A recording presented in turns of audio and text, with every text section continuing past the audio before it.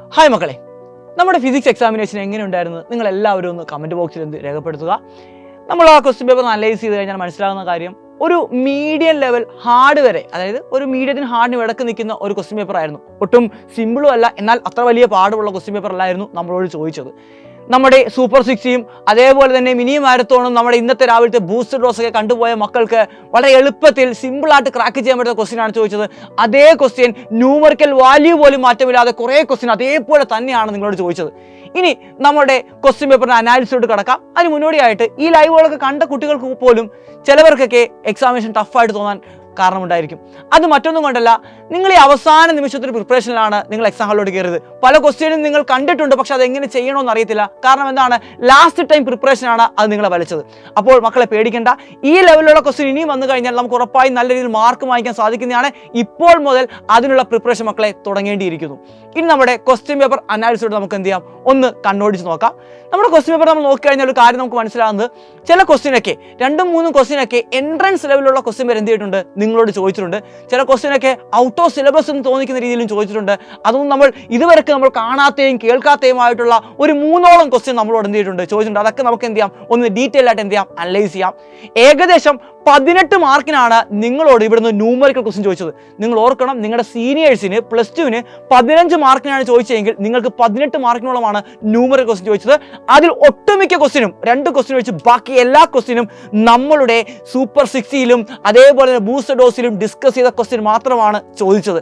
ബാക്കി 2 question concept അറിയാവുന്നവർക്ക് വളരെ എളുപ്പത്തിൽ ചെയ്യാൻ സാധിക്കുന്നതാണ്. എന്നാൽ ഒരു ക്വസ്റ്റ്യൻ അല്പം ഡിഫിക്കൽട്ടാണ്. ഞാൻ എന്ത് ചെയ്യാം, അത് നിങ്ങൾക്ക് പറഞ്ഞുതരാം.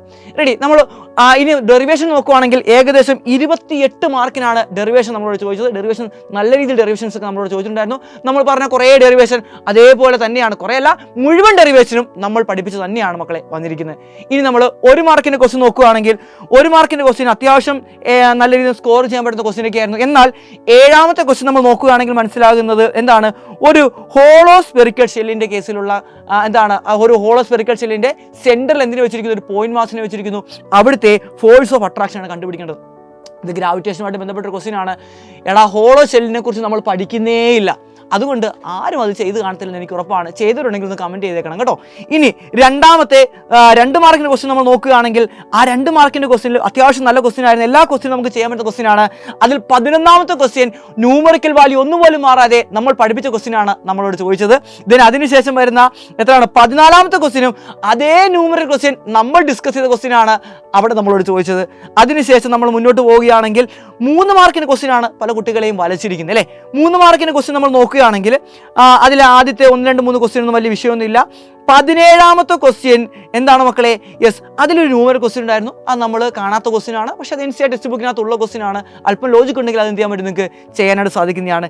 ഇനി 20ാമത്തെ ക്വസ്റ്റ്യനിലെ ബി ക്വസ്റ്റ്യൻ ആണ് നിങ്ങളെ പിന്നീട് വരച്ച ക്വസ്റ്റ്യൻ എന്ന് പറയുന്നത്. അത് മറ്റൊന്നുമല്ല, നമ്മുടെ PV ഗ്രാഫ് തന്നിട്ടുണ്ട്.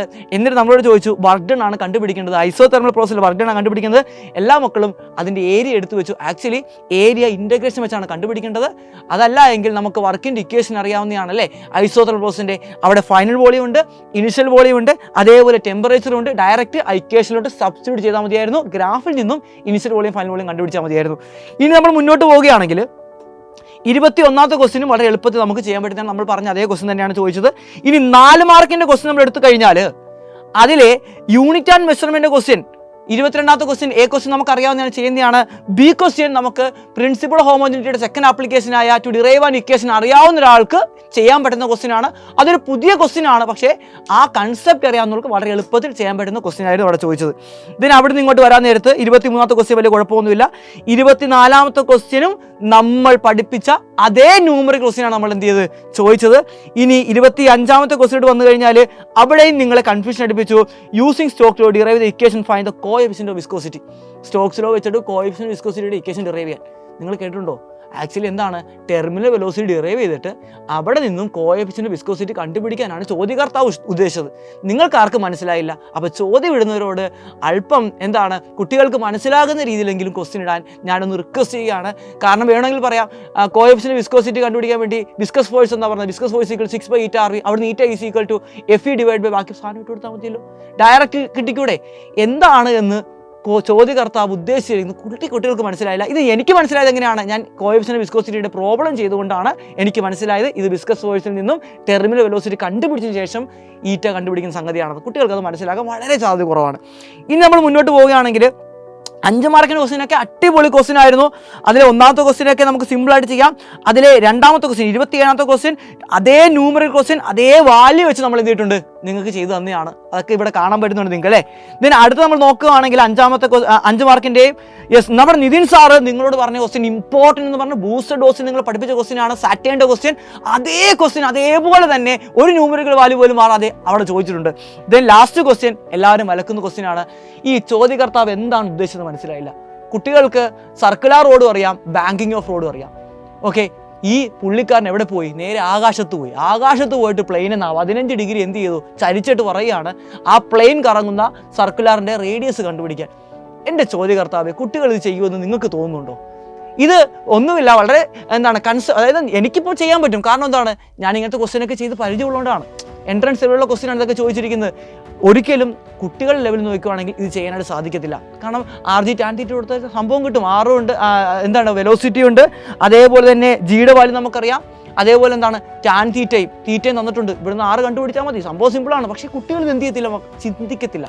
അപ്പോൾ ഇനിയെങ്കിലും ചോദ്യകർത്താവ് അതായത് ക്വസ്റ്റ്യൻ ഇടുന്ന ആളോട് റിക്വസ്റ്റ് ചെയ്യാനുള്ളത് കുട്ടികൾക്ക് മനസ്സിലാകുന്ന രീതിയിൽ ക്വസ്റ്റ്യൻ ഇടാനാണ് ഞാൻ റിക്വസ്റ്റ് ചെയ്യുന്നത്. എന്നാലും കുഴപ്പമില്ല മക്കളെ, നമ്മൾ ഇനിയുള്ള എക്സാമിനേഷൻ ഈ രീതിയിലായിരിക്കും നമ്മൾ പഠിച്ച് മുന്നോട്ട് പോകുന്നത്. അപ്പോൾ ഉറപ്പാണ് സൈൽ നിങ്ങളുടെ കൂടെ ഉണ്ടായിരിക്കും, നിങ്ങൾ ഞങ്ങളുടെ കൂടെ ഉണ്ടായിരിക്കും. നമുക്ക് ഇനി വരുന്ന എക്സാം എല്ലാം അടിപൊളിയായിട്ട് ക്രാക്ക് ചെയ്യാം. Bye bye.